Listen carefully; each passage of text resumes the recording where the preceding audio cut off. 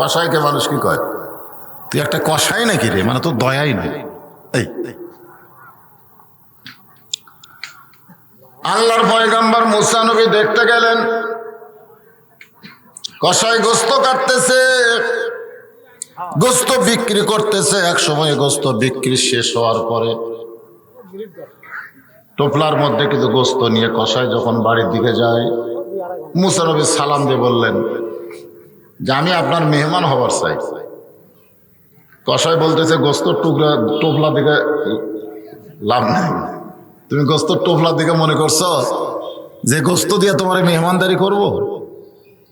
মুসা বলে, আল্লাহ এমন মানুষ, এ বেটা আমার সঙ্গে জান্নাতে থাকবে?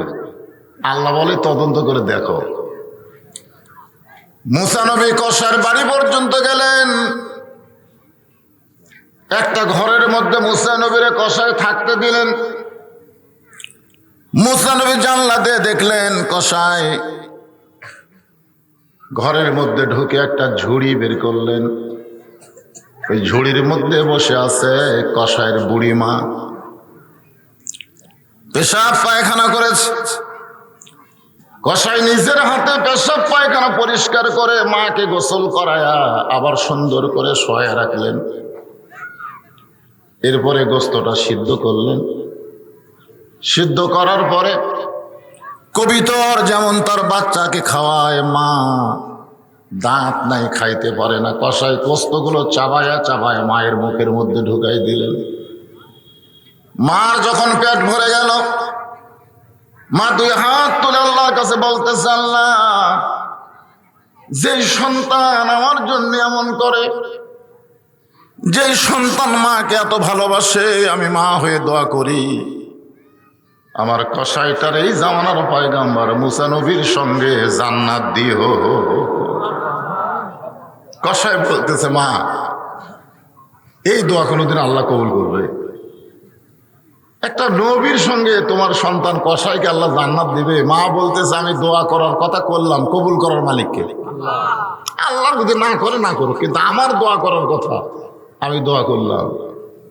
মুসা নবী ঘরের ভিতর থেকে ডাক দিলেন, কসাই ভাই, তোমার মায়ের দোয়া আল্লাহ কবুল করেছে, আমি হলাম মুসা নবী। ধরে কোন সুবহানাল্লাহ।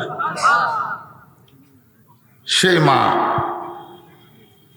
এক ফোঁটা দুধের দাম কাটিলে গায়েরই চাম, মার জুতা বানাইল ঋণের শোধ হবে না, এমন দরদি ভবে কেউ হবে না আমার মা, মা গো।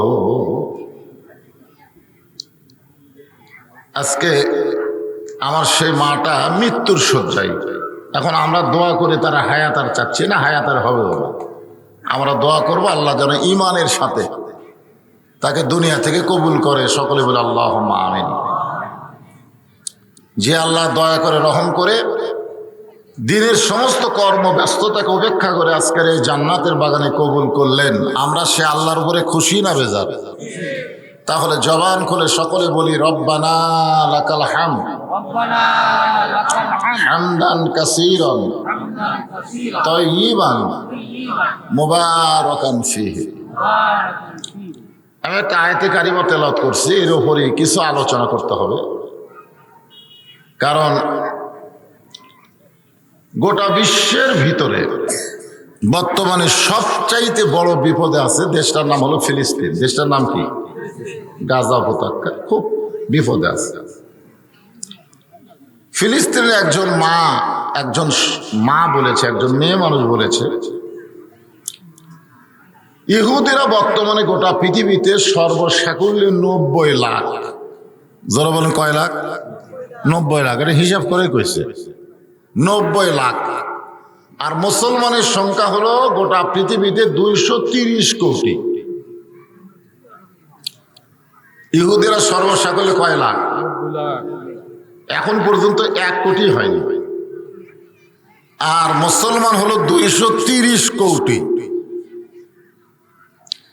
আল্লাহ কোরআনে বলেন, সুবহানাল্লাযী আসরা বিআবদিহি লাইলাম মিনাল মাসজিদিল হারাম ইলাল মসজিদিল আকসা।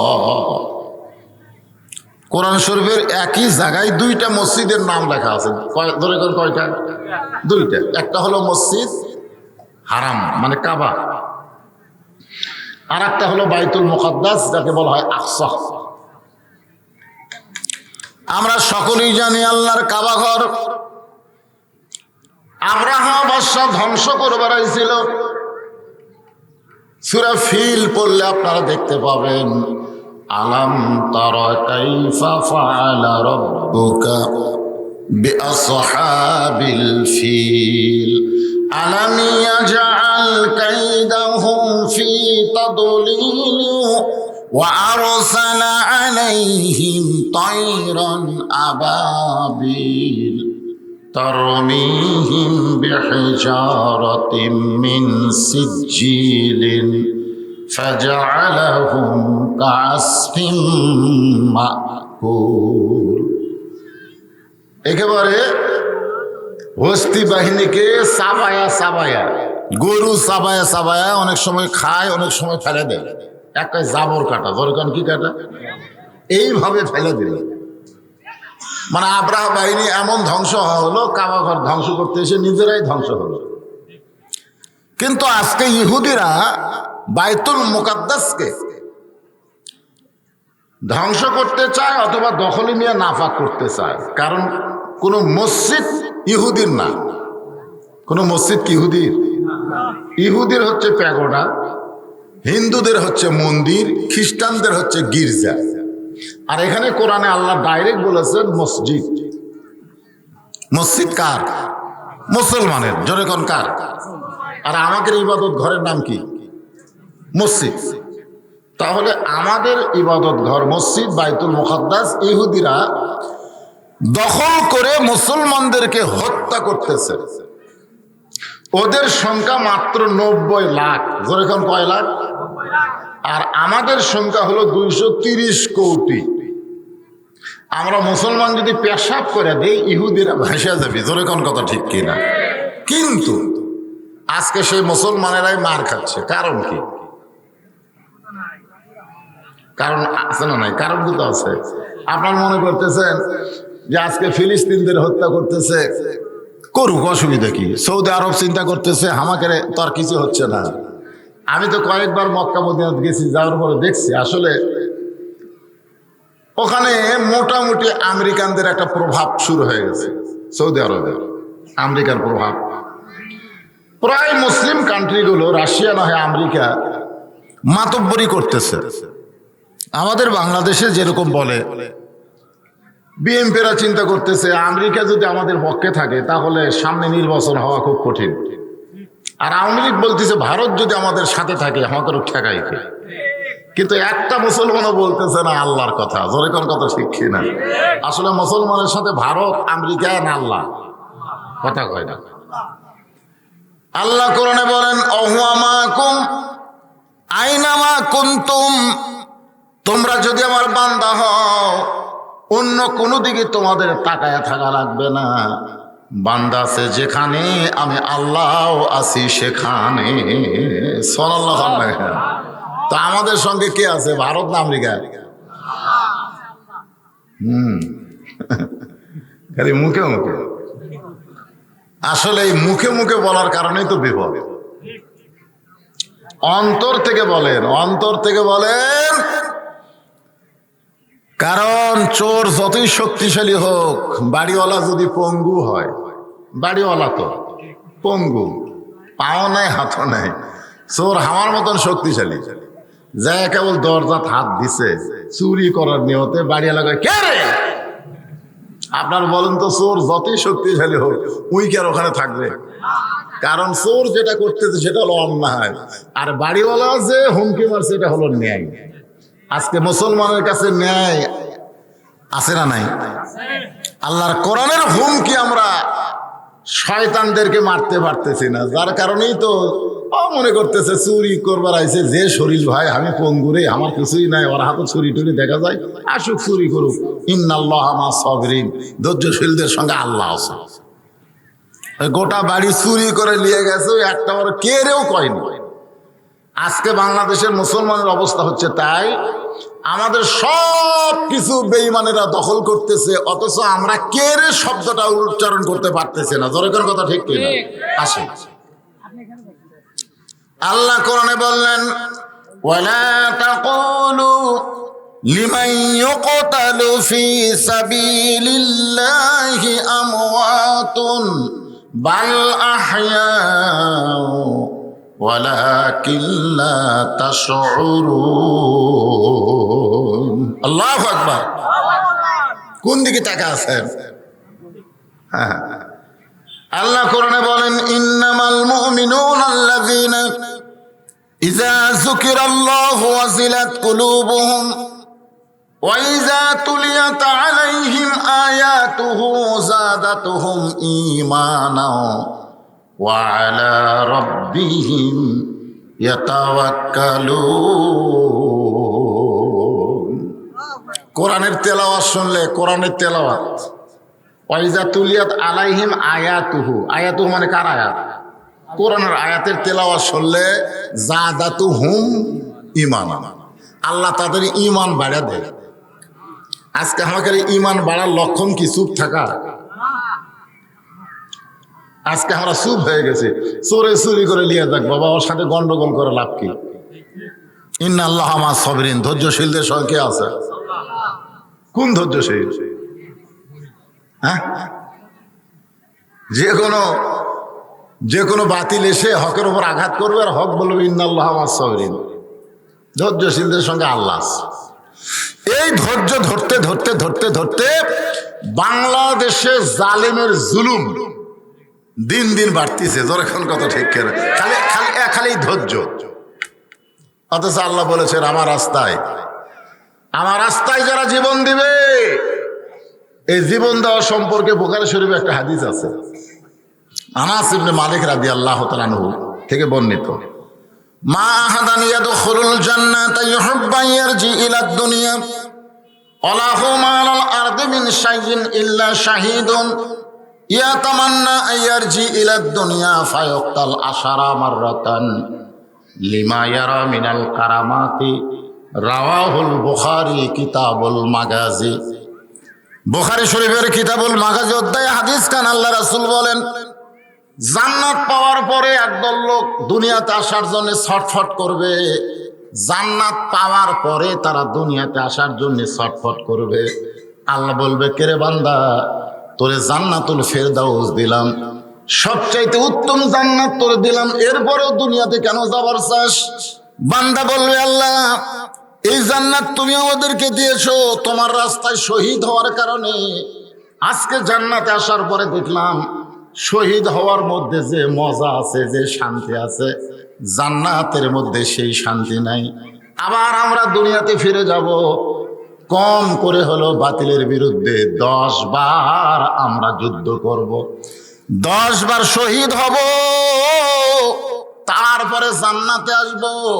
এখান থেকে প্রমাণ হলো আল্লাহ রাস্তায় যারা শহীদ হয়, যেমন ফিলিস্তিনের মুসলমান হচ্ছে, শহীদের হওয়ার মধ্যে যে শান্তি আছে, জান্নাতের মধ্যে সেই শান্তি নাই। এই বিশ্বাস যদি মুসলমান করে, তাহলে বাতিলের সঙ্গে আপোষ করবে না, বাতিলকে পৃথিবী থেকে হটানোর জন্য জীবন দিবে, আল্লাহর জান্নাত মালা দিয়া তাকে বরণ করে নিবে। না বিশ্বাস করে না তো, তাহলে সুবহানাল্লাহ কাম হবে। বুখারী শরীফে আর একটা হাদিস আছে, এই কিতাবুল মাগাজি, মান সাআলাল্লাহু তাআলা আশ-শাহাদাতা বিসিদকিন বাল্লাগাহুল্লাহু মানাজিলা শুহাদাই ওয়া মাতা আলা ফিরাশিহি। মানে শহীদ হলো না, কিন্তু শহীদ হওয়ার নিয়তে ইসলামে আন্দোলন করলো, ইসলামে আন্দোলন করেছে বাতিলের বিরুদ্ধে হক প্রতিষ্ঠা করার জন্য, কোরআনের বিজয় চেয়ে সে ইসলামে আন্দোলন করেছে, কিন্তু সে শহীদ হওয়ার পারল না। পাই মাতা আলা ফিরাশিহি, সে যদি নিজের বিছনার মধ্যেও মারা যায়, বাল্লাগাহুল্লাহু মানাজিলা শুহাদা, আল্লাহ তাআলা হাসরের ময়দানে শহীদদের কাতারে তাকে দাঁড় করায় দিবে। তার মানে বোঝা গেল, যারা ঈমানদার তাদের বাতিলের সঙ্গে আপোষ করার কোনো সুযোগ নাই। কথা কয় না, যারা কথা কয় না মনে হয় আপোষ করে আছে। তো মানে জোহরের নামাজ না পড়ে ওয়াজ শুনতেছে, এরা কার সাথে আপোষ করছে? আপনারা কোন তো এখানে যে সমস্ত যুবকেরা জোহরের নামাজ বাদ দেশে ওয়াজ শুনতেছে, এরা আপোষ করছে কার সাথে? আল্লাহর সাথে। হায় হায় রে, যার দিয়ে নামাজ হয় না তার মুখ দিয়ে কোনোদিন হক কথা বার হবে? কারণ লা সালাত আলা ঈমান, আবার নামাজ নাই, তার ঈমানই নাই। ওই আবার কি করি? আজকে যদি দুই দল ক্যান্ডিডেট দাঁড়ায় যে ভাই আমি উমুক মার্কা, যারা নামাজ পড়েন তারা আমাকে ভোট দেবেন, বেনামাজের ভোট আমি চাই না। আর একজন বলে আমি উমুক মার্কা, আমি নামাজের ভোট চাই না, খালি বেনামাজের ভোট দিলেই হবে। আপনার বলেন তো বাংলাদেশে কোনো নামাজি উঠবে? কি অবস্থা আমাদের! কোরআনের মাহফিলে আসি, কোরআনের আলোচনা শুনি। বর্তমান প্রধানমন্ত্রী 564টা মসজিদ বানা দিয়েছে। আয় হায় রে, এক একটা মসজিদ কত বড় বড়। আমি কয়েকটা মসজিদ ঢুকে নামাজ পড়ছি, খুব লোভ হলো। কিন্তু বুড়া মানুষ ওটা খুব কঠিন, মানে উঁচিয়া খুব বেশি, কিন্তু মুসল্লি নাই, মুসল্লি নাই। অনেক নেতারাই বলে আমাদের প্রধানমন্ত্রী, আমাদেরও প্রধানমন্ত্রী 564 মসজিদ বানা দিয়েছে। এটা বাংলাদেশের পৃথিবীর কোনো সরকার করেনি। আমি বললাম অন্য দেশের সরকার মসজিদ যদি বানাতো আগে মুসল্লি গড়াতো, মুসল্লি না থাকলে মসজিদ বানায় এখনো লাভ আছে? আপনার এখন কোনো লাভ আছে? আমাদের সরকারের উপরে আল্লাহ আইন করেনি যে মসজিদ বানাও। আমাদের সরকারের উপরে আল্লাহর আইন হলো আল্লাযীনা মাক্কান্নাহুম ফিল আরদ। মুসলমানের মধ্যে কেউ যদি ক্ষমতার চেয়ারে বসে, ক্ষমতার মালিক আল্লাহ। আল্লাহর পক্ষের আইন হলো 1 নম্বর দায়িত্ব 564 মসজিদ বানান লাগবে না, আকামুস সালাত, নামাজ কায়েম করা লাগবে। জোরে কোন কথা ঠিক কিনা? আজকে নামাজ নাই, নামাজ না থাকার কারণে আমাদের দেশের অবস্থা এরকম হয়েছে। আজান দিচ্ছে মসজিদে, যুবকেরা বাইরে ঘুরতেছে। সরকার উচিত হলো পুলিশদের বলা যে যখন মসজিদে আজান হবে ওই সময় যে যুবক রাস্তা ঘুরবে ওদেরকে একটা ঘরের মধ্যে নিয়ে যায়, পাশার কাপড় খুলে 10টা করে বাড়ি। কয়টা করে বাড়ি? কাপড়েও মারা হবে না, কাপড় খুলে নিয়ে ওই পাশার উপর 10টা করে বাড়ি। সরকারের পুলিশ কি করতেছে? বেনামাজের পাশার বাড়ি না দিয়ে খালি আলেম করে ধরার চেষ্টা করতেছে। তোর কোন কথা দেখি না, যারা নামাজ কায়েমের আন্দোলন করে এদেরকে ধরে বেলত তোলে, আর শালা বেয়ারামে যারা ঘরে এরকে বিরুদ্ধে সরকারের কোনো কিছুই নাই। তো মসজিদ বানায় খামাখা কি হবে? মুসল্লির দরকার আছে না নাই? কেন মুসল্লির দরকার? কেন? আল্লাহ বলেছেন ইন্নাস সালাতা তানহা আনিল ফাহশাই ওয়াল মুনকার। বর্তমানে প্রত্যেকটা যুবক ছেলের হাতে যে মোবাইল গেছে, যেই মোবাইল আছে, আছে না নাই? সবার হাতে একটা করে মোবাইল আছে। এই মোবাইলের অশ্লীলতা থেকে বাঁচার জন্য নামাজের দরকার। কারণ নামাজই পারে মানুষকে যাবতীয় খারাপি, অশ্লীলতা, ফাহিশা কাজ থেকে হেফাজত করতে। এ কথা কি আমার না আল্লাহর? তাহলে আমাদের যুবকগুলো মেসি নেইমারের সাপোর্টার না হয়ে যদি আজকে ফিলিস্তিনের মুসলমানের সাপোর্টার হতো। আমাদের যুবকরা তো জানে না যে মেসি ইসরায়েলকে কত টাকা দিছে, নেইমার ইসরায়েলকে কত টাকা দিছে। আমাদের যুবকেরা তো জানে না। রাস্তাটা তো খায়রুল গান শোনার সময় ঘুম পড়ে আর তার 3টা পর্যন্ত মেসির খেলা দেখে। জোরে কোন কথা ঠিক কিনা? এই যুবকদেরকে জানার লাগবে তো যে মেসির খেলা দেখতেছো, এই মেসি ফিলিস্তিনি মুসলমানকে হত্যা করার জন্য ইসরায়েলকে কত টাকা দেয়। আজ থেকে 3টা পর্যন্ত খেলা দেখে, কিভাবে গোল করলো, কিভাবে পাস করলো। আর আজান যখন মুয়াজ্জিন দিল তখন বেটা ঘুম পাড়ে। আল্লাহ বলেছেন আমার রাস্তায় যাদেরকে হত্যা করা হবে তোমরা তাদেরকে মৃত্যু বলো না, বরং তারা জীবিত। অলা কিল্লা তাশউরুন, তোমাদের সাধারণ মাথা এটা বুঝবার পারে না। হয়তো আপনারা বলবেন হুজুর এই আয়াত দিয়ে আপনি আমাদের কি বোঝাবার চাচ্ছেন? এই আয়াত দিয়ে যেটা বোঝাবার চাচ্ছি তার 1 নম্বর যে কথাটা আসতেছে, আল্লাহ রাস্তায় সবাই কিন্তু জীবন দিবে না। বেঈমান কোনোদিন আল্লাহ রাস্তায় আসবে না। জোরে কোন কথা ঠিক কিনা? তাহলে আল্লাহ রাস্তায় জীবন দিবার গেলে আগে আমাদের কিসের দরকার? ইমানের দরকার। জোরে কোন কিসের দরকার? ইমানটা যদি রক্ষা করতে চাই তাহলে যে আমলটা করা লাগবে সে আমলটার নাম হলো নামাজ। আমলটার নাম কি? নামাজ। আমার বাবাজিরা, ভাইজানেরা, নামাজ, এই নামাজ সম্পর্কে বহু কথাই কোরআনে এবং হাদিসে আছে। এবং মরার পরে এই নামাজ সম্পর্কে প্রথম প্রশ্ন করা হবে। ধরে কোন কথা ঠিক কিনা? প্রথম প্রশ্নই হবে নামাজ। আমি একটা নামাজ নিয়ে আপনাদের সামনে আলোচনা করব। এই নামাজের ফাঁকি আমার মা বোনদের কিছু কথা আসবে। মা বোনেরা তো বাড়িঘর ছেড়ে সব ওয়াজ শুনতে আইছে। মায়েরা, আপনাদের যত আমলই থাক, চারটা আমল হলো আপনাদের গুরুত্বপূর্ণ আমল। কয়টা? চারটা আমল মেয়েদের খুবই গুরুত্ব। তার মধ্যে একটা হলো পর্দা, একটা হলো স্বামীর কথা মতো চলা, একটা হলো 5 ওয়াক্ত নামাজ পড়া, আর একটা হলো রমজান মাসে রোজা রাখা। এই চারটা আমল মেয়ে মানুষ করবি, কোনো ওয়াজ শোনা লাগবে না। খালি চারটা আমল করলে 8টা জান্নাত আল্লাহ দিয়ে দিবি। জোরে কান সুবহানাল্লাহ। খাদিজাতুল কুবরা আল্লাহ রাসূলের হাত ধরে বলতেছি, ইয়া রাসূলুল্লাহ, যে কোনো সময় তো আমার মরণ হবে, তা আমি মরি যখন যাব, আমার যদি খুশির কোনো খবর আছে? আল্লাহ রাসূল বলতেছে, খাদিজা, কি খুশির খবর আপনি শুনবেন? বলে, মরার আগে একটা খবর দেন, যে খবরটা শুনে আমি যেন খুশি মতো মরবার পারি। আল্লাহ রাসূল বলেন, খাদিজা, এই দুনিয়াতে 10 জন পুরুষকে আল্লাহ জান্নাতের সার্টিফিকেট দিয়েছে। কয়জন? 10 জন নারীকেও আল্লাহ জান্নাতের সার্টিফিকেট দিয়েছে। পুরুষের মধ্যে 1 নম্বর হলো আবু বকর, আর নারীদের মধ্যে 1 নম্বর হলো খাদিজাতুল কুবরা। সুবহানাল্লাহ। কন্যা খাদিজা আমাদের কে হয়? মাও হয় রে, উম্মাহাতুল মুমিনিন, সমস্ত মুমিনদের মা। ইসলামকে স্বাবলম্বী করার জন্য, এই যে ইসলাম নিয়ে আমরা আজকে আসি দুনিয়াতে, ইসলাম প্রতিষ্ঠার ব্যাপারে, স্বাবলম্বী করার ব্যাপারে খাদিজা হলো 1 নম্বর। জোরে কান সুবহানাল্লাহ। যতগুলো সম্পদ ছিল সব আল্লাহ রাস্তায় উনি দিয়ে দিয়েছেন ইসলামের জন্য। আমাদের মা খাদিজা জান্নাতের কয় নম্বর? 1 নম্বর।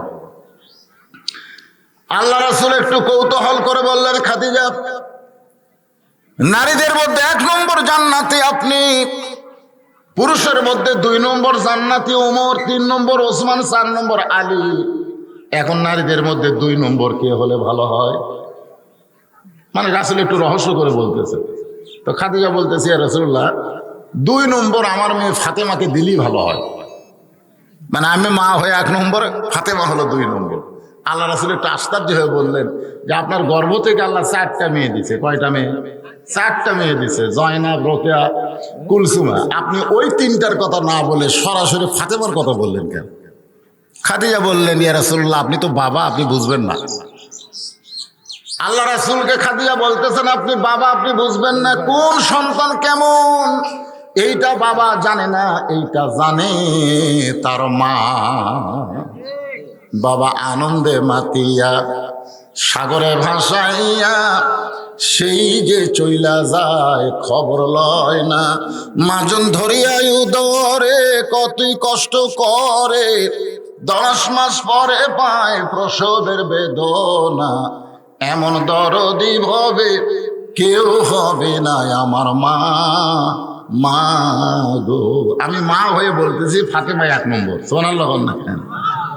হ্যাঁ, আল্লাহ রাসূল বলেন, খাদিজা, আপনি যাকে জান্নাতে 2 নম্বর ঘোষণা করতে বলতেছেন সে তো জান্নাতি নয়।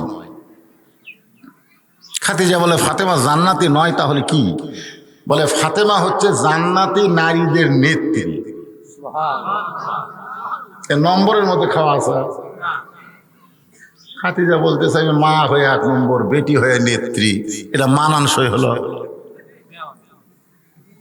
মা হয়ে হলো 1 নম্বর আর মেয়ে হলো নেত্রী, এটা একটা কেমন হলো? আল্লাহ রাসূল বলেন, খাদিজা, আপনি 1 নম্বরই থাকতে পারবেন, নেত্রী হতে পারবেন না। কারণ নেত্রী হওয়ার যে গুণ সেটা ফাতেমার আছে, আপনার নেই। খাদিজা বললেন, ইয়া রাসূলুল্লাহ, কোন আমলের কারণে ফাতেমা নেত্রী হলো? আল্লাহর নবী বললেন, পর্দা। জোরে বলেন, নাম কি? পর্দা। ফাতেমা হলো পর্দানিশী। আপনি কিন্তু তেমন পর্দানিশী না। আপনার চেহারা, আপনার নাকের সাইজ, চোখের সাইজ, মুখের সাইজ দুনিয়ার বহু মানুষ বলবার পারে, কিন্তু ফাতেমার মুখের সাইজ কেমন, গায়ের রং কেমন, এটা দুনিয়ার কোনো পুরুষ বলতে পারে না। আমার মায়েদের জন্য এই সামান্য কথা বললাম। মা সাইদাতুন নিসা আহলুল জান্নাহ, খাতুনে জান্নাত ফাতেমার সঙ্গে যদি জান্নাতে যাবার চান, তাহলে আপনাদের 1 নম্বর আমল কিন্তু পর্দা। জোরে কোন কি? পর্দা মানে কি? বোরকা? না, পর্দা মানে বোরকা না। পর্দা মানে আমি ঘরের মধ্যে এখানে যখন কিছুক্ষণ রেস্ট নিলাম, ওই বাসাওয়ালা আমাকে বললো, হুজুর আমি আফ্রিকায় ছিলাম, আফ্রিকায় মুসলমানকে আমি দেখছি, ওই মুসলমানের এমন একটা বোরকা পরে যে বোরকার মধ্যে আমাকে বাংলাদেশের 10 জন মেয়ে মানুষের ঢোকান যাবে, এমন একটা বোরকা, ঢিলা ঢালা, বেড়ে থাকা মনে হবে এটা সরের গাছের পেতনি। একটা মরদ মানুষ ভুলে একবার তাকালে দ্বিতীয়বার তাকাবে না, এটার নাম হলো পর্দা। আর আমাদের গোলে এমন বোরকা পড়তেছে স্কিন প্যানের মতন, বেড়া থাকা সব বোঝা যায়। স্কিন প্যান্ট বোঝেন না? ওই যে একটা ফুল প্যান্ট পড়ছে, আপনি ওর দিকে তাকায় দেখেন, ওর সামনের জিনিস পিছনের জিনিস, সামনে টোপলা পেছনে কামরাঙ্গা দেখার মতন। তা আজকাল মায়েরা বোরকা পড়তেছে, আমি বলতেছি মা বোরকা কিন্তু পর্দা না, পর্দা জিনিসটা বোঝা লাগবে। আল্লাহ কোরআনে বললেন, অকরনা ফি বুয়ুতিকুন্না ওয়ালা তাবাররুজনা তাবাররুজাল জাহিলিয়াতিল উলা। এখন আসেন, আল্লাহ রাস্তায় জীবন দিবার গেলে 1 নম্বর আমাদের কি লাগবে? ইমান লাগবে রে, ইমান ইমান ইমান ইমান। আজকে আমাদের অনেকের কাছে, আমার কাছেও হতে পারে, আপনাদের কাছেও হতে পারে, অনেকের কাছে ইমানের চাইতে জীবনের গুরুত্ব বেশি। কিন্তু সত্যিকার অর্থে আপনারা বলেন তো, আপনি যতই চেষ্টা করেন, আপনি কি আপনার জীবন বাঁচাবার পারবেন? যেই জীবনের গুরুত্ব দিয়ে আপনি বাতিলের সঙ্গে আপোষ করে বসে আছেন, যেই জীবনের গুরুত্ব দিয়ে আপনি পুলিশ ধরার থেকে গোপনে পলায়া আছেন, এ তো পুলিশ ধরার জন্য গোপনে পলায় থাকা কিসের গুরুত্ব? ইমানের না জীবনের? জীবনের। কিন্তু যে জায়গা তুলে আছে, যদি আল্লাহ হুকুম করে যারা আজরাইল যা ধরে লে আই, তখন আজরাইল যদি পুলিশের শুরুতে আসে, আপনি কবেন কে ভাই এইরকম লুকে আছে, তাও তোরা কিভাবে টের পেলি? তখন বলে ভাই পুলিশের পোশাক পরছি রে, আমি আসলে পুলিশ না, আমি বললাম আজরাইল। বলে হায় হায় কি রে, পুলিশ ধরার চিন্তা করতে করতে আজরাইল ধরার চিন্তাই হওয়ার নাই রে। আসলে পুলিশ ধরার চিন্তা এত মাথার ঢুকেছে, আজরাইল যে ধরবি এই চিন্তার নেই। যদি আমাদের ইমান থাকতো, আমরা চোর না, ডাকাত না, বাটপার না, পুলিশের বাবারও ক্ষমতা নেই আমাদেরকে গ্রেফতার করতে। জোরে করার কথা ঠিক কিনা? কিন্তু যার মতো তাই পলায়, যার মতো তাই পলায়। ভালো মানুষগুলো একত্র হয়ে বসে থাকেন তো পুলিশ আসে নাকি? ইমানের বলে বলিয়ান হওয়া লাগবে, তাই বলায় বারবার চোখায়। এই যে আল্লাহ রাস্তায় জীবন দিবার গেলে যাদেরকে আল্লাহ বলছে তোমরা মৃত্যু না, সাধারণ মানুষেরা বোঝে না, তার থাকা লাগবে 1 নম্বর ইমান। ধরে কেন 1 নম্বর কি কথা কয় না কেন? এই ইমানটা অর্জন হয় নামাজের মাধ্যমে। জোরে কেন কিসের মাধ্যমে? বাইনাল আবদি ওয়াল কুফরি তরকুস সালাত। বান্দার কাফের মধ্যে পৃথক করার জিনিসটার নামই হলো নামাজ। যে নামাজ পড়ে সে হলো আল্লাহর বান্দা। আল্লাহ কোরআনে বলেছেন, ফাদখুলি ফি ইবাদি ওয়াদখুলি জান্নাতি। যে জান্নাতে যাবার চায় তাকে কি হওয়া লাগবে? বান্দা হওয়া লাগবে। জোরে কোন কি হওয়া লাগবে? আর বান্দা করার ইবাদতের নাম কি? নামাজ। বাইনাল আবদি অল কুফুরি, বান্দা আর কাফের এর মধ্যে পৃথক করার জিনিস কি? নামাজ। তো এখন ইমান অর্জন করতে গেলে 1 নম্বর নামাজ। আর নামাজ পড়লে কেমন ইমান হয়? কোন ব্যক্তি যদি নামাজ ধরে তার ইমানটা কেমন হয় এটা বোঝানোর জন্য বলতেছি। আসরের নামাজ। ধরে কোন কিসের নামাজ? হযরত বেলাল আকামত দিয়েছে, আল্লাহর নবী মেহরাবের মধ্যে ঢুকেছেন। নবী ততক্ষণ পর্যন্ত কিবলামুখী হয় না যতক্ষণ পর্যন্ত মুসল্লিরা কাতার সোজা না করে। আমাকে ইমাম তো মসজিদ ঢুকায় আকামত শুরু হওয়ার সময় কিন্তু কিবলামুখী হয়ে খাড়ায় থাকে। দরকার ঠিক কিনা? কিন্তু আল্লাহ রাসূল ততক্ষণ পর্যন্ত কিবলামুখী হয় না যতক্ষণ পর্যন্ত মুসল্লিরা কাতার সোজা না করে, কাতারের মধ্যে ফাঁক ফুঁক বন্ধ না করে, ততক্ষণ পর্যন্ত নবী কিবলামুখী হয় না। নবী তো খালি নবী না, নবী হলেন ইমাম। সুবহানাল্লাহ। ইমাম মানে কি? খালি মসজিদের ইমাম না, সমাজেরও ইমাম? এ কথা হয় না কেন? সব জায়গার ইমাম। দেখা যাচ্ছে আওয়ামী লীগ, বিএনপি, জাতীয় পার্টি এরা 300 এসে গন্ডগোল লাগাচ্ছে। আওয়ামী লীগ কয় আমরা থাকবো সামনে কাতারে, বিএনপি কয় আমরা ভোটার না হয় দাঁড়ায়নি, কিন্তু বড় দল রে আমরা দ্বিতীয় কাতারে। জাতীয় পার্টি কয় কোনো মতে আমরা বিরোধী দলত আছি, মানে কোনো মতে আমরা থাকবো 3 নম্বরে। আর জামাত ইসলাম কয় ভাই আমাকে তোরা যেটি থুবু সেটি আছি, কেন আমরা যুদ্ধ অপরাধী, ওরা আছে 4 নম্বরে। এইরকম করে মসজিদ আপনারা দেখছেন? কথা কন দেখছেন? কোন দিন দেখেন না? কি জন্যে? মসজিদের ইমাম আল্লাহর নবী বলেছেন আবু বকরের কাছে বেলাল, কালোর কাছে ফর্সা, ফর্সার কাছে কালো, ধনীর কাছে গরিব, গরিবের কাছে ধনী, পাও ফাটা পাও তেল তেলা, সব কাতারবদ্ধ হও। ধরে কোন ঠিক কিনা? কাতারের মধ্যে ফাঁক থোয়া চলবে না, ফাঁকের মধ্যে শয়তান মাথা বার করে থাকে, ওই ফাঁকটাও বন্ধ করো। আল্লাহ রাসূল যখন বেলাল বলেছেন কদ কামাতিস সালাহ, কদ কামাতিস সালাহ, এমন সময় দেখে সামনে একজন সাহাবী, সামনে কাতারে একজন সাহাবী বসে আছে। কদ কামাতিস সালাহ বলার পরেও সাহাবী উঠতেছে না। সঙ্গে সঙ্গে আল্লাহ নবী কোরআন থেকে তেলাওয়াত করলেন, কুমু লিল্লাহি কানিতিন। এর বাংলা অর্থ হলো কুম মানে কি? দাঁড়াও। কুম মানে কি? দাঁড়াও। লিল্লাহি কার জন্য? কানিতিন মানে কি? বিনয়ের সাথে, আনুগত্যের সাথে। এখন আপনারা বলেন আল্লাহ বলতেছে দাঁড়াও, আর উনি সিয়ারত বসে আছে। এরা কোরআনের আয়াতের সাথে ওই কি একমত? তো সিয়ারত বসে থাকে। আপনাদের মসজিদের মধ্যে সিয়ার নাই? আছে? সিয়ার ছাড়া নামাজ হয় না? আজ থেকে 20 বছর আগে সিয়ার দেখছেন? সিয়ার মিশা দেখছেন না? আমাদের বাংলাদেশের কোন মসজিদে 10 বছর আগে সিয়ার আসলো? এই নতুন এই আমনারি খুব থেকে হলো। কারণ নামাজের মধ্যে যে কয়টা ফরজ, তার মধ্যে একটা ফরজ হলো দাঁড়িয়ে থাকা নামাজ পড়া। জোরে কোন কথা ঠিক কিনা? দেখেন কত বড় বেয়াদবি, সিয়ারত বলছে। জামাতে নামাজ পড়া কার জন্য? মসজিদে এসে জামাতে নামাজ পড়বে কারা? মাজুর ব্যক্তির জন্য জামাত লাগবে না, তুমি যেখানেই পড়ো সেখানেই পড়ো, সমস্যা নাই। কেবলমাত্র সুস্থ ব্যক্তির জন্য জামাত লাগবে। আল্লাহ বললেন ইয়া আইয়ুহান নাবিয়্যু হারজিল মুমিনিনা আলাল কিতাল। হে রাসূল, আপনার পিছনে যারা জামাতবদ্ধ হয়ে নামাজ পড়ে তাদেরকে আপনি স্ট্যান্ডিং আর্মি হিসাবে গড়ে তোলেন।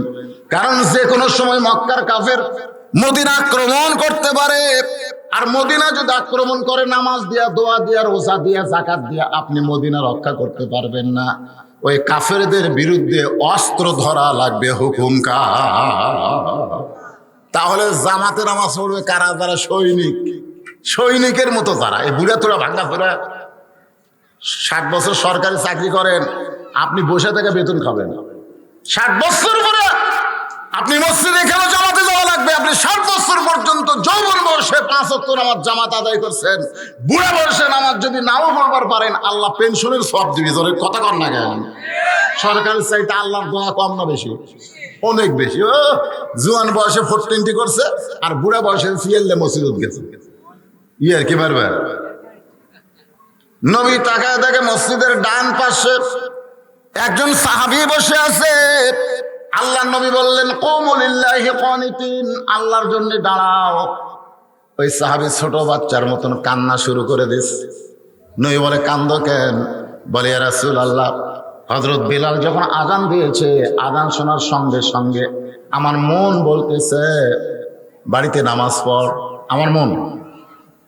আল্লাহ রাসূল বলে তোমার মন কেন বলে বাড়িতে নামাজ পড়?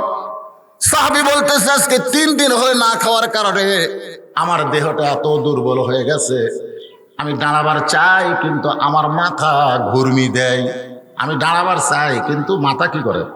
চক্কর মারে। এই জন্যই আমি বসা বসা নামাজ আদায় করতে চাই। আল্লাহ রাসূল ওই সাহাবীর 3 দিন না খাওয়ার কথা শুনে, 3 দিন না খাওয়ার কথা শুনে নবী বললেন ওসমান। নবীর সাহাবীদের মধ্যে একজন সাহাবী, তার নাম হলো ওসমান। এই মাই গেলে ফুটি গেল রে, কি লিখে গেলে? টাইট দাও, টাইট দাও। আল্লাহর নবী বললেন ওসমান। অনেকগুলো সাহাবীর মধ্যে, ঠিক আছে, নবী ওসমানকে ডাক দিলেন। ওসমান গনি বললেন, লব্বাইক ইয়া রাসূলুল্লাহ। এখন আপনাদের কাছে আমার প্রশ্ন হলো, অনেকগুলো সাহাবী থাকতে নবী ওসমানকে ডাক দিলেন কেন? কারণ নবী হিজরত করে মদিনায় যায়। নবী খালি নবী নাই, নবী একটা রাষ্ট্র গঠন করলেন।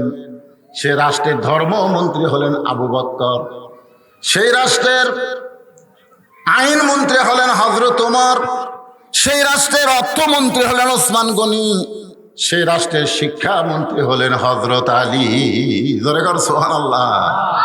আপনারা কি মনে করছেন মক্কার 13 বছর নবী কলেমার দাওয়াত দেয়া মুসলমান হতে মাত্র 320 জন, আর হিজরত করে মদিনার 8 বছর 10,000 সাহাবী নিয়ে নবী মক্কা বিজয় করেছেন। বর্তমানে বাংলাদেশে মক্কার ইসলাম চলতেছে, মক্কার ইসলাম। মদিনার ইসলাম 8 বছরে 10,000 নিয়ে গোটা মক্কা বিজয়। গভীর রাত্রে যে মক্কা থেকে মদিনাত গেছিল সেই মক্কা আবার বিজয় হবে। সুবহানাল্লাহ করেন না?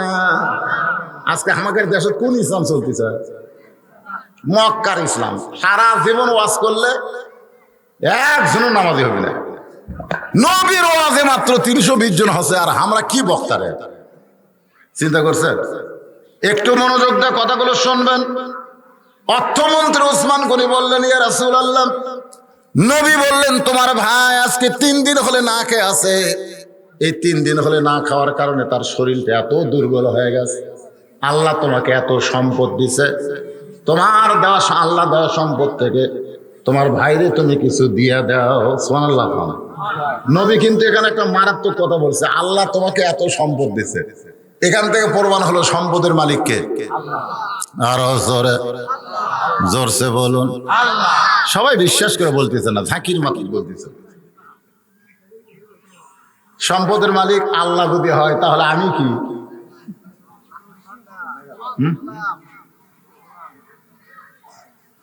এগুলো কি ধারাবাতের মতন সুন্দর সুন্দর করে দেখাচ্ছে। হুজুরা দেখতেছে না ওই সাইডে, ওটা সব আমার হুজুর। লোকদের নাম কি? আসাদু আল্লাহ ইলাহা ইল্লাল্লাহ। শাহাদত না? আঙ্গুলের নাম কি? শাহাদত আঙ্গুল, সাক্ষী দিচ্ছে। ওই যে দেখতেছেন হুজুর, ওটা আমার। ওই সাইডে যে দেখতেছেন ওটা আমার। ওর পিছনে ওই সাইডটা দেখতেছেন আমার বাপ চাচার। এলাকার মধ্যে পাও দিবি এমন জায়গা কারো নেই।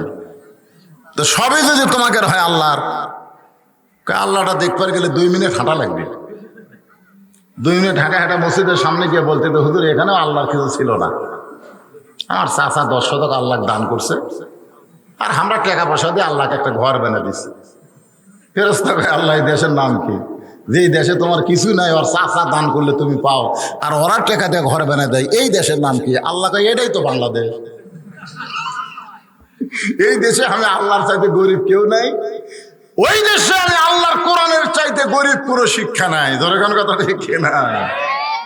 রে খালি কলে হবে না। আল্লাহ বলতেছে, ওসমান আল্লাহ তোমাকে এত সম্পদ দান করেছে, সেখান থেকে তোমার গরিব ভাইরে কিছু দেওয়া যায়। ওসমান গনি চোখের পানি বের করে বলে, ইয়া রাসূলুল্লাহ, আমার ভাই যে 3 দিন হলে না খেয়ে আছে, এটা যদি আমি আগে জানতাম তাহলে আমি নিজে না খাইয়া আমার ভাইয়ের বাড়িতে খাবার পৌঁছাইয়া দিতাম।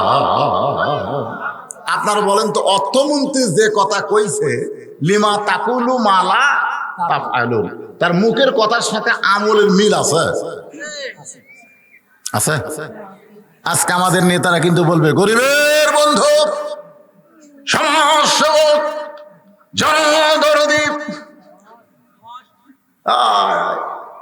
মুখ দিয়ে যা কয় কর্মের সাথে মিল আছে।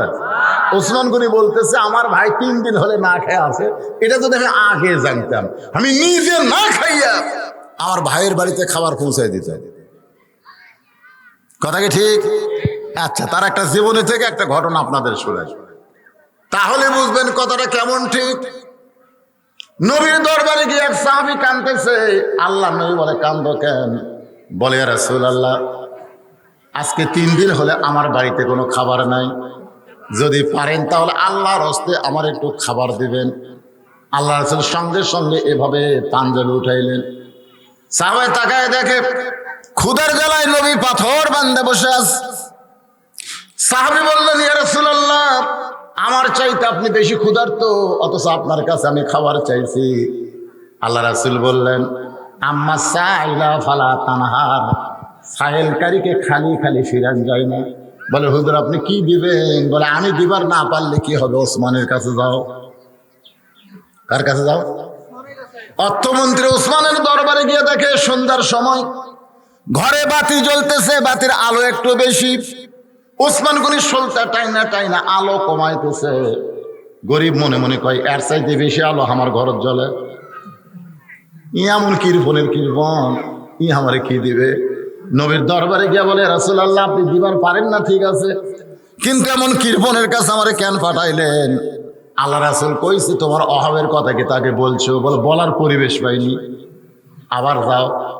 পরদিন সকালবেলায় গরিব সাহেব ওসমান গনির দরবারে গিয়ে দেখে ওসমান গনি যেই বালিশ মাথায় দিয়ে ঘুম পাড়ছে ওই বালিশ ফাইটা তুলে ঘরের মধ্যে পড়ে গেছে। পুরে না ওয়ার তো তুলে ফাটিয়া পড়ে গেছে। ওসমান গনির তুলাগুলো খুঁটায় খুঁটায় বালিশের খোলের মধ্যে ঢুকায়। গরিব মনে মনে কয় এর চাইতে বেশি তুলে যদি আমার ঘরত পড়ে সামটা দিয়ে ঝাড় দিব, আমি খুঁটে খুঁটে কোনোদিন খোলের মধ্যে তুলব না। এই তো এমন কৃপণী আমার কি দান করবে? নবীর দরবারে গিয়ে বলে রাসূলুল্লাহ আপনি দিবার পারবেন না ঠিক আছে, কিন্তু বারবার এমন কৃপণের কাছে আমার কেন পাঠান? রাসূল বলে তুমি কি তোমার অভাবের কথা কইছো? বলে হুজুর পরিবেশ দেখে বলার টাইম পাইনি, আবার যাও। নবীর কথা মতো পরদিন সকালবেলা আবার গরিব সাহেব ওসমানের দরবারে গিয়ে দেখে ওসমান গনি খালি গায়ে বসে আছে, খালি গায়ে।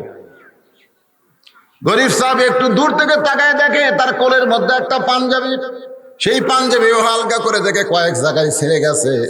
ওসমান গনি ছিঁড়া জায়গাটা সেলাই করবে, কিন্তু শুয়ের মধ্যে সুতা ঢুকাবার পারতেছে না। চোখের পাওয়ার কমে গেছে, কারণ গোটা কোরআন শরীফ সর্বপ্রথম যিনি হাতে লিখেছেন তার নাম হলো ওসমান গনি। সুবহানাল্লাহ। ভাইজান শুয়ের মধ্যে সুতা ঢুকাচ্ছেন, গরিব কয় কে রে এই কামটা করে দিই, এত কিরকম লক্ষ লক্ষ পাঞ্জাবি নতুন কিনবার পারবি, আর দেয় সেরা পাঞ্জাবি সেলাই করি, কিরপনের একটু সহযোগিতা করি, এই তো কিছু দিবি না আর কিছু করি। ওসমান ভাই আসসালামু আলাইকুম। ভাইজান কি খবর? বলে শুয়ের মধ্যে সুতা লাগায়।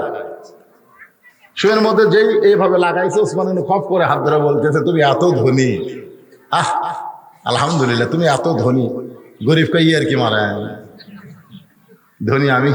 কই চোখের দিক দিয়ে তুমি আমার চাইতে ধনী, চোখের দিক দিয়ে তুমি আমার চাইতে কি ধনী? আজকে আপনারা ধনী নির্ণয় করেন কি দিয়া? বিল্ডিং দিয়া, বিল্ডিং দিয়ে টাকা দিয়া। দেখবেন বিল্ডিং আলার টাকা আলার শান্তি নাই একটা অটো ভ্যান আলার চাইতে। জোরে কোন কথা ঠিক কিনা? বিশ্বাস না করলে আপনি তদন্ত করে দেখেন, বিল্ডিং বাড়িতে খালি ঝগড়া হয়, বউ স্বামীর খালি ঝগড়া। স্বামী বইয়ের অত্যাচারে বাড়িতে থাকে না, হোটেলে যায়। বেটা একটা R15 পাইয়া কখন কার সাথে বেজা দেয় তার ঠিক নাই, বেরিয়ে চলে একটা ভ্যান আলার সাথে প্রেম করে। এই কি শান্তি তা ওরা বুঝলেন? ঘুমের বড়ি খেয়ে ঘুম পড়ে তাও ঘুম ধরে না। একদিন আগে অটো মানে ব্যাটারি ডাউন হয়ে গেছে অটো ভ্যানের, এখন বিল্ডিং এর দরজার সামনে ঘুম পাড়তেছে, যাওয়ার পারতেছে না, কি করবে? বাড়ি এলাকায় কে রে কোন রাজা ঘুম পাড়ে রে? ওই ঘুমের বড়ি খেয়ে আর ঘুম ধরে না, কিন্তু অটো ভ্যান আলা ঘুম পাড়তেছে। একটু মনোযোগ দিয়ে শুনবেন, শান্তি দেওয়ার মালিক কে? দরকার কে? তুমি বড় ধনী, আমার শুয়ের মধ্যে সুতা ঢুকাইয়া দিলে। গরিব বলতেছে ওসমান ভাই হাতটা ছাড়া দেন। ওসমান বলতেছে এত বড় উপকার করলাম, শুয়ের মধ্যে সুতা ঢুকায় পাঞ্জাবি সেলাই করার উপকার করে দিলে, এর বিনিময়ে তুমি কি চাও? এর বিনিময়ে তুমি কি চাও? গরিব বলতেছে হাতটা ছাড়া দেন, এটাই হচ্ছে বিনিময়। ওসমান বলে ম্যানেজার দৌড়েছে, বলে হুজুর খবর কি? বলে আমার শুয়ের মধ্যে সুতা ঢুকাই আমার সেরা পাঞ্জাবি সেলাই করার সুযোগ করে দিল, এর বিনিময়ে একে 100টা উট দিয়া দাও। গরিব বলে হুজুর কি কন? সামান্য শুয়ের মধ্যে সুতা ঢুকাইলে 100 উট দিবেন? ওসমান বলে ম্যানেজার 200 উট দিয়া দাও। গরিব বলে হুজুর কি কন? সামান্য শুয়ের মধ্যে সুতা ঢুকাই দিয়া আমারে 200টা উট দিবেন? ওসমান বলে ম্যানেজার ওই ফার্মে কত উট আছে? বলে 2000-এর বেশি হবে। বলে সব আমার ভাইক দিয়ে দাও। গরিব জোড়হাত করে বলে হুজুর আর বাড়াবেন না, সামান্য শুয়ের মধ্যে সুতা ঢুকাইলে আপনি 2000 উট দিবেন, তাহলে 3 বার কি দেখলাম? বলে 3 বার তুমি কি দেখছো? প্রথম দেখলাম আলো বেশি, শোলটা টাইনা আলো কমাইলেন। তারপরে দেখলাম খোলফাইটা বালিশ তুলে পড়ে গেছে, আপনি সেই তুলা খোলের মধ্যে ঢুকাইলেন। তারপরে দেখলাম সেরা পাঞ্জাবি সেলাই করতেছেন।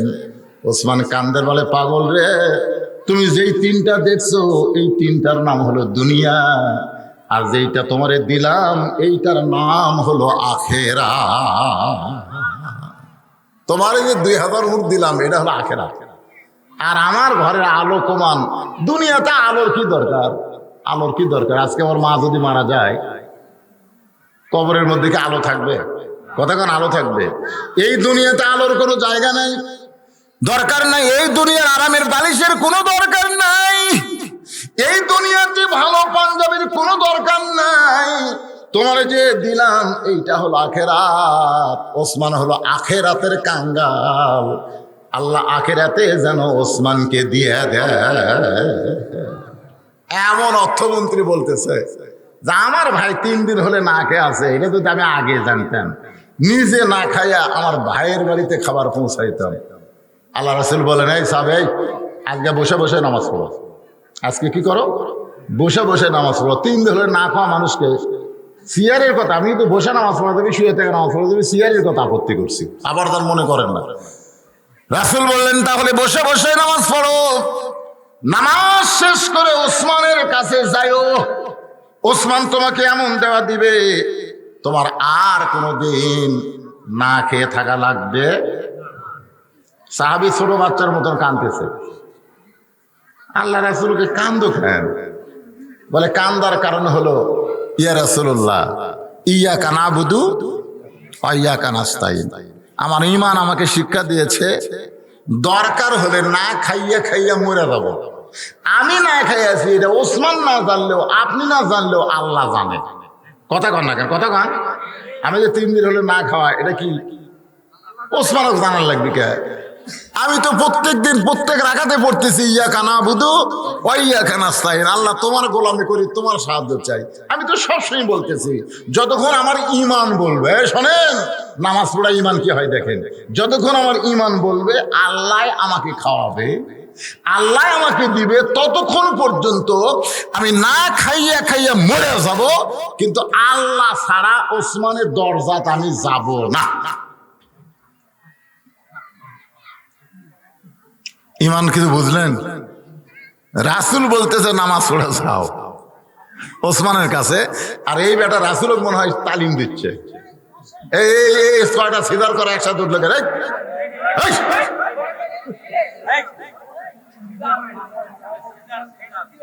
না না না, আসলে এরা তো কিশোর গ্যাং হবে, আস্তে আস্তে একটা গ্যাং হবে, বুঝছেন না? হ্যাঁ, ঘরে একলা থাকে তাই ওর কি একটা গ্যাং আসতে। কিছুদিন আগে একটা কিশোর আমার চোখে টার্গেট মারছে, ওই কোনা থেকে টার্গেট লাইট করছে, এমন হবে চোখের থাকে, আমি যেদিকে তাকাই সেদিকে মারে। চিন্তা করলাম আজকে টার্গেট লাইট, একদিন তোদের হাতে রিভলভার থাকবি, তোর এখন ঠিক কিনা? এখন থেকে বক্তা টার্গেট করতেছ। একটু কথাটা গুরুত্ব দিয়ে খেয়াল করবেন যে যতক্ষণ পর্যন্ত আমার ঈমান বলবে আল্লাহ আমাকে খাওয়াবো। ওমা মিন দাব্বাতিন ফিল আরদি ইল্লা আলাল্লাহি রিজকুহা। এটা কার কথা? পৃথিবীতে এমন কোনো বিচরণশীল প্রাণী নাই যার রিজিকের ব্যবস্থা আল্লাহ করেন। তোমার ঈমান যখন বলবে আল্লাহ আমাকে খাওয়াবে, আমি না খাইয়া খাইয়া মরে যাব, কিন্তু আল্লাহ ছাড়া ওসমানের দরজাত আমি যাব না। আল্লাহ রাসূল বললেন আজকে আসরের নামাজ দেরিতে হবে। সুবহানাল্লাহ। বেলাল কিন্তু আকামত দিয়েছে, মনে আছে আপনাদের? কত কামাতে সালা পর্যন্ত চলে গেছে, আর একই জায়গায় জ্ঞানজাম শুরু হচ্ছে। আল্লাহ রাসূল বলতেছে আজকে আসরের নামাজ দেরিতে হবে। এই কথা বলে রাসূল মেহরাব থেকে গরিব সাহাবী, ওই দুর্বল সাহাবীর দিকে যাচ্ছে, দুর্বল সাহাবীর কাছে যাচ্ছে, নবী যাচ্ছে। ওমর ফারুক জুব্বা টানে ধরে বলতেছে, ইয়া রাসূলুল্লাহ, ইয়া রাসূলুল্লাহ, আপনার জুতার পরশে আল্লাহর আরশ ধন্য হয়ে যাবে। আপনি লাইলাতুল মেরাজের জুতার পরশে আল্লাহর আরশ ধন্য হয়ে যায়, আর আপনি এই দুর্বলের কাছে যাবেন কেন? কেন আমাকে হুকুম করেন, অক্সাং ধোলা করে আপনার কাছে নিয়ে আসতেছে। আল্লাহ রাসূলকে সাহাবীরা এত ভালোবাসে, সুবহানাল্লাহ বলেন। আল্লাহ রাসূল বলল, ওমর তোমার দুই চোখ দিয়ে তুমি যাকে দুর্বল দেখতেছো আসলে ওটা দুর্বল নয়, বরং তুমি তৃতীয় চোখ দিয়ে দেখো। এই দুই চোখ দিয়ে লয়, আর একটা চোখ আছে, ইত্তাকু ফিরাসাতাল মুমিনিনা ফাইন্নাহু ইয়ানজুরু বিনূরিল্লাহ। আজকে বাংলাদেশের মুমিনদের এই তৃতীয় চোখ নাই। তৃতীয় চোখ যদি আমাদের থাকতো তাহলে আজকে আমরা এক মুহূর্তের জন্য, একটা সেকেন্ডের জন্য বাতিলের সঙ্গে আপোষ করতাম না। বাতিলের সঙ্গে আপোষ করতে যদি আপনি মরে যান, আপনি জাহান্নামী হবেন। জোরে কোন কথা ঠিক কিনা? আর হকের পক্ষে থাকতে গিয়ে যদি আপনি মারা যান, আপনি শহীদ হয়ে যাবেন। আল্লাহ রাস্তায় যাদেরকে হত্যা করা হয়, আল্লাহ রাস্তায় যারা জীবন দেয়, আপনি কি করছেন? বাতিলের সঙ্গে আপোষ করবেন?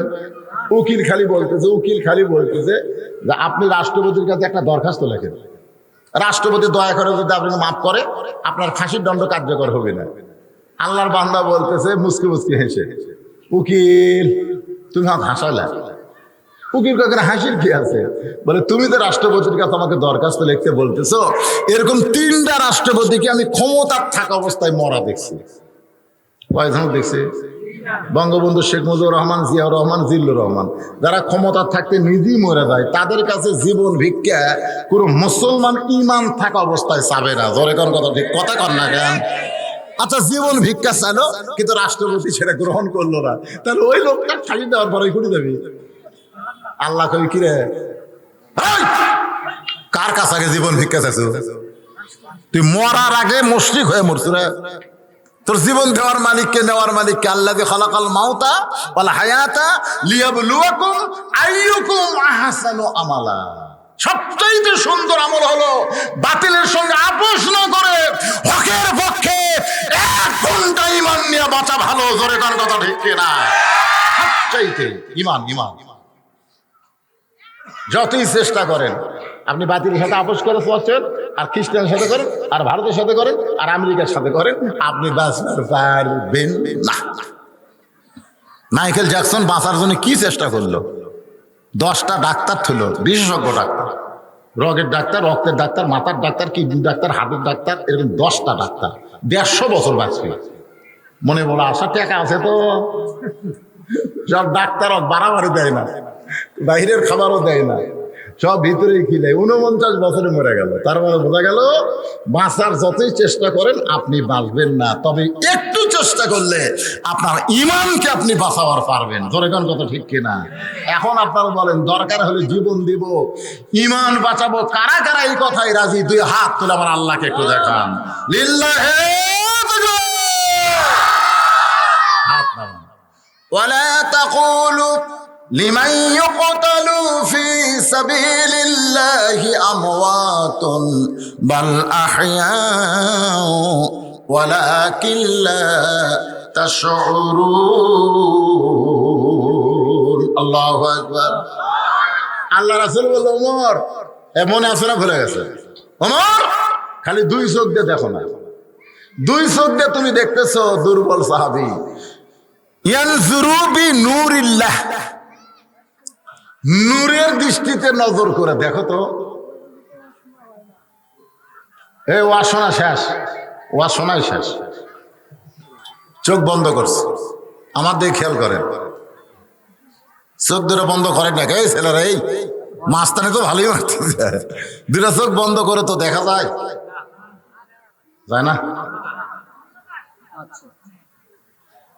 আসলে তোমাকে 3 নম্বর চোখ নাই।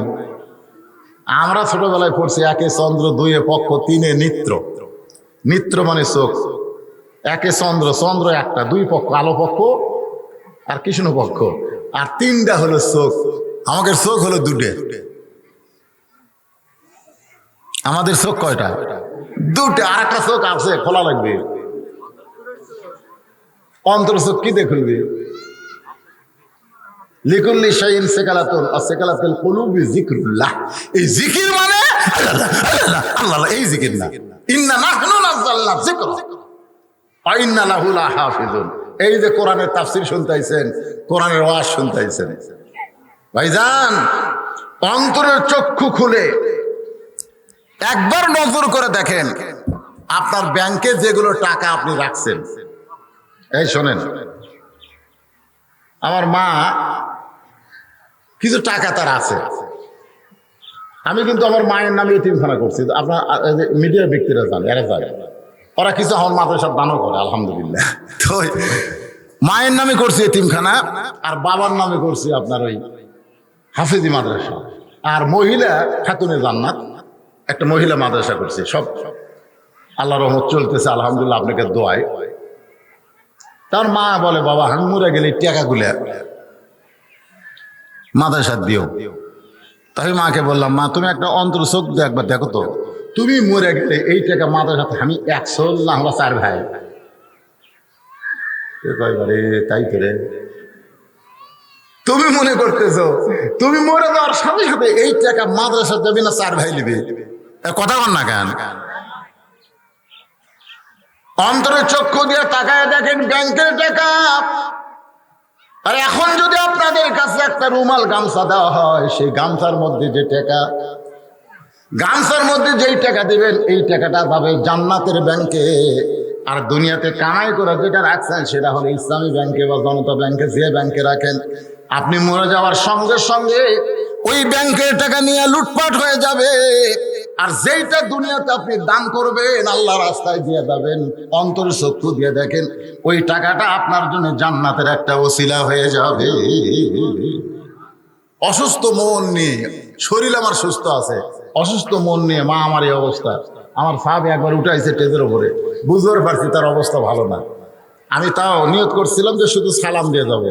আলহামদুলিল্লাহ কিছু কথা বললাম। এই মাদ্রাসার মাহফিলের জন্য আপনাদের কাছে চাদর যাবে, রুমাল যাবে। বিশ্বাস করে ইমানের দৃষ্টিতে চক্ষু বন্ধ করে জান্নাত পাওয়ার আশায় যিনি যা পারবেন আল্লাহ রাস্তায় দান করবেন, যা পারবেন, কোনো জোর নাই।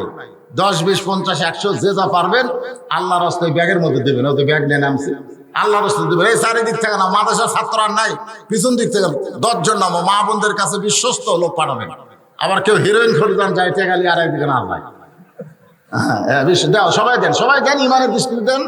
ওসমান গনি কিন্তু কি বাতির আলো বানায় নাই, ওসমান গনি আরামের বালিশ বানায় নাই, ওসমান গনি নতুন পাঞ্জাবি বানায় নাই, কিন্তু 2000 উট আল্লাহ রাস্তায় দিয়ে দেয়। কারণ এটা হলো আখেরাতের সম্বল। আখেরাতের সম্বল মনে করে সবাই দিয়ে দাও, সবাই দিয়ে দাও। একটু জিকির করেন, লা ইলাহা ইল্লাল্লাহ, লা ইলাহা ইল্লাল্লাহ, লা ইলাহা ইল্লাল্লাহ, লা ইলাহা ইল্লাল্লাহ, লা ইলাহা ইল্লাল্লাহ, লা ইলাহা ইল্লাল্লাহ। দেন, সবাই দেন, সবাই দেন। বাপ মা যাদের কবরে গেছে, বাপ মার কবরকে জান্নাত বানানোর জন্য এই মাদ্রাসায় একটা কোরআন শরীফ দান করেন তো। একটা কোরআন শরীফ মাত্র 500 টাকা। আপনি 500 টাকা দান করবেন, আপনার বাপ মার কবরকে জান্নাত বানানোর জন্য যথেষ্ট হয়ে যাবে। একটা 500 টাকা লুট দিবেন, একটা কোরআন দানের সব পাবেন। এখানে অনেক আল্লাহর বান্দা আছে যাদের বাপ মা কবরে চলে গেছে, বাপ মা রুহের মাগফিরাতে 500 টাকা দেবেন, একটা কোরআন দানের সব পাবেন। আদায়ের কথা শুনলে ওয়াজ কিন্তু শেষ হয় নাই। ওমর ফারুককে আল্লাহ রাসূল কি বলেন? চোখ বন্ধ করো। নবী দুর্বল সাহাবীর দিকে যাবার চাচ্ছে, ওমর ফারুককে বললেন চোখ বন্ধ করো। মনে নাই তো? আজ তো আছেই। ওটা বসে করেন কেন? বসে থাকাই টাকা দেন, ওটা লাগবে না আপনাদের। ব্যাগ নিয়ে গেছে, সবাই দেন, যিনি যা পারেন আল্লাহর রাস্তায় দেন। আমার মায়েরা প্রাণ খুশি করে দান করবেন, আমি দোয়া করে দেব। মা খাদিজার সঙ্গে যেন আল্লাহ পাক আপনাদের জান্নাত দেয়। সর্বপ্রথম ইসলামের জন্য খাদিজা দান করেছে, আবার সর্বপ্রথম নবীর হাতে খাদিজাই ঈমান গ্রহণ করেছে। আল্লাহ রাসূল বললেন, খাদিজা আপনি আমার বিবি হয়ে আমাকে নবী বলে স্বীকার করলেন। আল্লাহ রাসূলের কথায় খাদিজা বলে, রাসূলুল্লাহ আপনাকে অনেক আগে আমি নবী বলে বিশ্বাস করেছি, কিন্তু আজকে নবুয়তের স্বীকারোক্তি দিলাম, কারণ আপনার ভিতরেও যা বাহিরেও তাই। আল্লাহ তাআলা কোরআনে আয়াত নাজিল করলেন, লাকাদ কানা লাকুম ফি রাসূলিল্লাহি উসওয়াতুন হাসানা। মাশাআল্লাহ। বাবার রুহের মাগফিরাতে 2টা কোরআন বাবদ 500-500 টাকা 2জন ব্যক্তি কোরআন শরীফ বাবদ দান করেছে। আল্লাহ তোমার নবীর মাদ্রাসায় একটা কোরআন শরীফ বাবদ 500 টাকা যে দান করলো, যে নিয়তে দান করলো, আল্লাহ তার নেক নিয়ত নেক আশাকে আল্লাহ আপনি কবুল করেন। বাপ মা যদি কবরে যায়, বাপ মার কবরকে জান্নাতের টুকরা বানায় দেয়। কতগুলো লোক আসে যায়, এ তো আসনবার আসলো, আবার টাকা চাইলে উঠে চলে গেল, মনে করতেছে এইভাবে এদের জীবন যাবে, এইভাবে যাওয়া আসার মধ্যে দেরকে জীবন আসলেই তাই। চলতে পথে বাপ মার জন্য দোয়া চাই। কোরআন শরীফ বাবদ 500 টাকা দান করছে, আল্লাহ কবুল করেন। আর একজন কোরআন বাবদ 500 টাকা দান করছে, আল্লাহ কবুল করেন। চলতে পথে 2 দিন থামিলাম, যাবার কালে একজন আরো দেখা না পাইলাম। ও আমার সাদের মালা যায় রে ছিঁড়ে, রইব না আর বেশি দিন তোদের মাজারে। এ যাওয়া আসা, আসতেছে যাচ্ছে, খেলতে আসা। 2 কান্দে 2 ফেরেশতা বলতেছে, রে তোর যে শয়তানি স্বভাব, তুই কোরআনের মাহফিল ওয়াজ শুনিস, টাকা চাইলেই উঠিস, তোর কান্দ তোমার থাকবারই মন চায় না। এ কথাগুলো শোনেন, ফেরেশতা আছে না নাই? ফেরেশতার রাগ নাই, তুই যে শয়তান রে, তাহলে আল্লাহ থাকবার কষে দেখে আমি থাকতেছি। তোর এটা একটা স্বভাব হলো, তুই ওয়াজ শোনার সময় শুনলি, টাকা চাইলে উঠলি, তুই একটা মানুষ খেরে, তুই মানব রূপী শয়তান রে। কিন্তু তোর কান তো থামড়া আছি বড় বেকায়দা। ধরে কন কি কায়দা, কথা কন না কেন? তোমার 2 কান্দে 2 মোহরি, লেখিতেছেন ডাইরি, দলিল দেখে রায় দিবে, টাকা পয়সার নাই কারবার। সবাই বলেন আছেন আমার মুক্তার, আছেন আমার বারিস্টার, শেষ বিচারের হাইকোর্টেতে তিনি আমায় করবেন পার। আমি পাপী রাসূল জাবিন্দার, মনের ঘরে তালা দিয়া। কি লেখছে? আজকের মাহফিলের সম্মানিত সভাপতি আলহাজ দবিরউদ্দিন যদিও আসে নাই, মাদ্রাসার জন্য 5,000 টাকা দান করেছে, আল্লাহ তার দানকে কবুল করেন। মাদ্রাসার এক ছাত্র 100 টাকা দান করছে, আল্লাহ কবুল করেন। আল্লাহ যিনি যে নিয়তে দান করতেছে, আল্লাহ সকলের নেক নিয়ত থেকে আসে, আল্লাহ আপনি কবুল। মাদ্রাসার জন্য দান করা লাগবে না, যে মাহফিল করছে এই মাহফিলের জন্য। অনেকে আবার চিন্তা করতেছে দাখিলি মাদ্রাসা তাও দান না, আপনারা যে মাহফিলের জন্য, কোরআনের জন্য, মহব্বতে যিনি যা পারবেন দান করুন, অসুবিধা নেই। আজকের মাহফিলের প্রধান অতিথি জনাব মোহাম্মদ মমিনুর রহমান ময়েন, উনি গেল কোথায়? উনি নগদে 10, বাকি 10, মোট 20,000 টাকা। ধরে বলেন মারহাবা। উনি বিশিষ্ট ব্যবসায়ী, আমরা দোয়া করব আল্লাহ যেন তার ব্যবসার মধ্যে বরকত দিয়ে দেয়। ধরে কোন আমিন। ওমর ফারুক চক্ষু বন্ধ করলেন, আল্লাহ নবী বললেন নজর করো। ওমর ফারুক দুর্বল সাহাবীর দিকে নজর করলেন, ইয়ানজুরু বিনুরিল্লাহ, চোখ বন্ধ করে নজর করতে গেলে সূর্যের আলো লাগে না, চন্দ্রের আলো লাগে না, বাতির আলো লাগে না। আল্লাহ নূরের সাহায্যে সে শুধু দুনিয়া না, আল্লাহর আরশ পর্যন্ত দেখার ক্ষমতা রাখে। যালিকা ফাদলুল্লাহি ইউতিহি মান ইয়াশা, আল্লাহু যুল ফাদলিল আযীম। আল্লাহ কাউকে কাউকে এরকম বিশেষ ক্ষমতা দেয়, যেরকম এটা সুলাইমান আলাইহিস সালামের ঘটনার মধ্যে আছে। আসাব ইবনে বারখিয়া একটা জিন বলল না যে বিলকিস রানী এখানে আসার আগেই এই সিংহাসনটা আমার কাছে কে আনতে পারবা? তো একটা জিন বলল আমি পারবো। তো সুলাইমান নবী বললেন কত সময় লাগবে? বলে আপনি সিংহাসন থেকে উঠবেন আর বসবেন, কয়েক হাজার মাইল দূরের সিংহাসন সুলাইমান নবীর কাছে আনবে, খালি উঠবেন আর বসবেন। তখন মানুষেরা বললো হায় রে, আল্লাহ জিনকে কত শক্তি দিছে। তখন আসাব ইবনে বারকি একজন মানুষ বলল ওটা বসাতে অনেক টাইম, খালি নবী চোখ খুলবে আর বন্ধ করবে আর খুলবে, এর পূর্বে সিংহাসন চলে আসবে। চোখ বন্ধ করলে যায় বিলকিস রানীর সিংহাসন। কিভাবে আল্লাহ বলেছে যালিকা ফাদলুল্লাহি ইউতিহি মান ইয়াশা, আল্লাহু যুল ফাদলিল আযীম। কতগুলো বিশেষ ব্যক্তিকে আল্লাহ বিশেষ ক্ষমতা দান করে, সুবহানাল্লাহ বলেন। শাহানা কোরআনের জন্য 500 টাকা দান করছে, এটা বাকি না লগত রে? কি দিল লগত? বাকি পাও দেবি বাকি। সুমাইয়া 500 টাকা দান করছে কোরআনের জন্য, আল্লাহ বাকিতে দান কবুল করেন, আল্লাহুম্মা আমিন।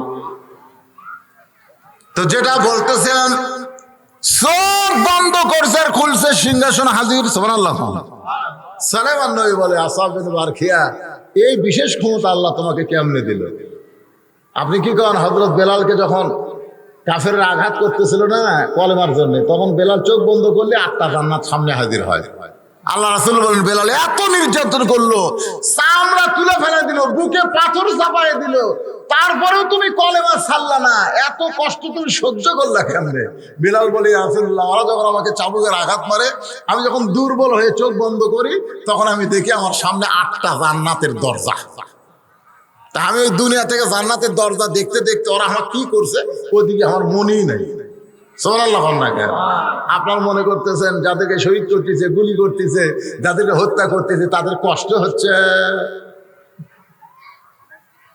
এদিকে গুলি লাগতেছে, এদিকে হত্যা করতেছে, এদিকে জান্নাত দেখতেছে। সুবহানাল্লাহ। আল্লাহ বলতে, দুনিয়া তো থাকার জায়গা না পাগলা, দুনিয়া থেকে কি জন্য থাকবে, আয় তোর আসল জায়গা তাই। এই জন্যে, কোন দেশেতে আছো তুমি, কোথায় তোমার বাসা, নীরবে বসিয়া আল্লাহ দেখতেছে তামাশা। বাজান একটু মনোযোগ দেন। ওমর ফারুক চোখ বন্ধ করছে, চোখ বন্ধ করার পরে গোটা দেহ থর থর করে কাঁপতেছে।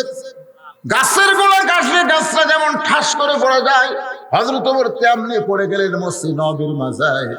সমস্ত সাহাবীরা বলতেছে, ইয়া রাসূলুল্লাহ, ওমর ফারুক এইভাবে পড়ে গেল, আমরা কি করব? রাসূল বললেন, কিছুই করো না, আল্লাহ ওমরের হুঁশ ফিরাই দিবে। জোরে কান সুবহানাল্লাহ। ওমর ফারুক যখন হুঁশ ফিরাইল, রাসূল বললেন, ওমর কি দেখলা যেটা দেখার পরে তুমি থরথর করে এমন ভাবে পড়ে গেলা? ওমর ফারুক বলে, রাসূলুল্লাহ, নূরের নজরে তাকায় দেখি ওই দুর্বল ব্যক্তির ঈমান এত পাওয়ারফুল, গোটা পৃথিবীর বাতিল যদি তার সঙ্গে লড়াই লাগে, ওর ঈমানের কাছে বাতিল পরাজিত হবে।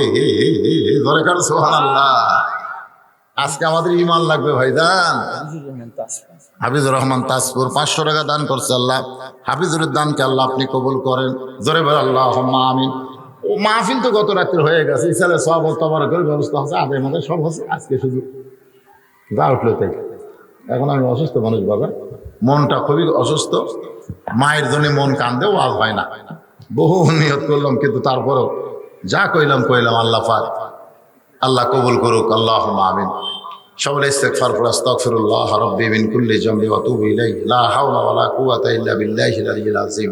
আল্লাহুম্মা সাল্লি আলা সাইয়্যিদিনা শাফিঈনা নাবিয়িনা মাওলানা মুহাম্মদ ওয়া আলা আলিহি ওয়া সাহবিহি ওয়া বারাকা সাল্লিম। মহাসিন আল্লাহ তোমার এক বান্দা 500 টাকা দান করছে, আল্লাহ দানকে কবুল করেন।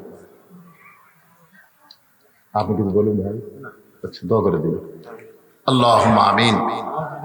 আল্লাহুম্মা আনতাস সালাম ওয়া মিনকাস সালাম, তাবারাকতা ইয়া যাল জালালি ওয়াল ইকরাম।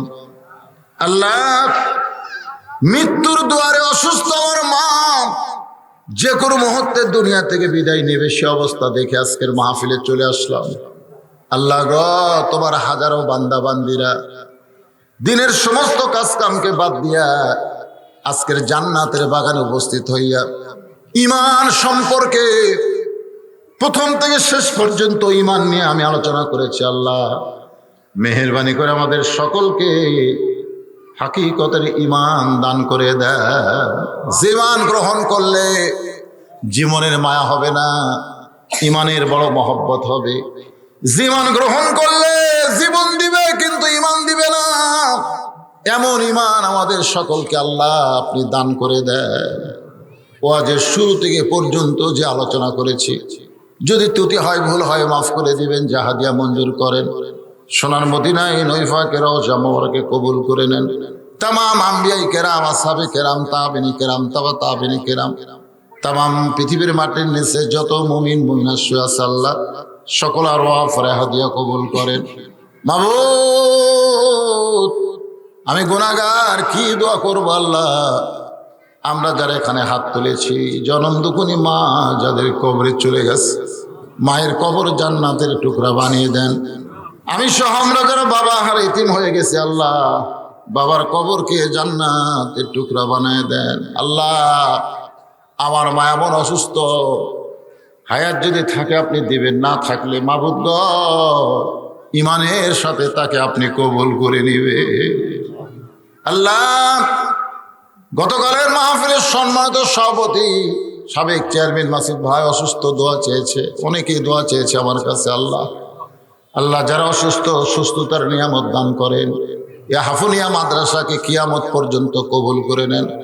এই মাদ্রাসার তালেবে ইলমদেরকে হক্কানে আলেম কবুল করেন।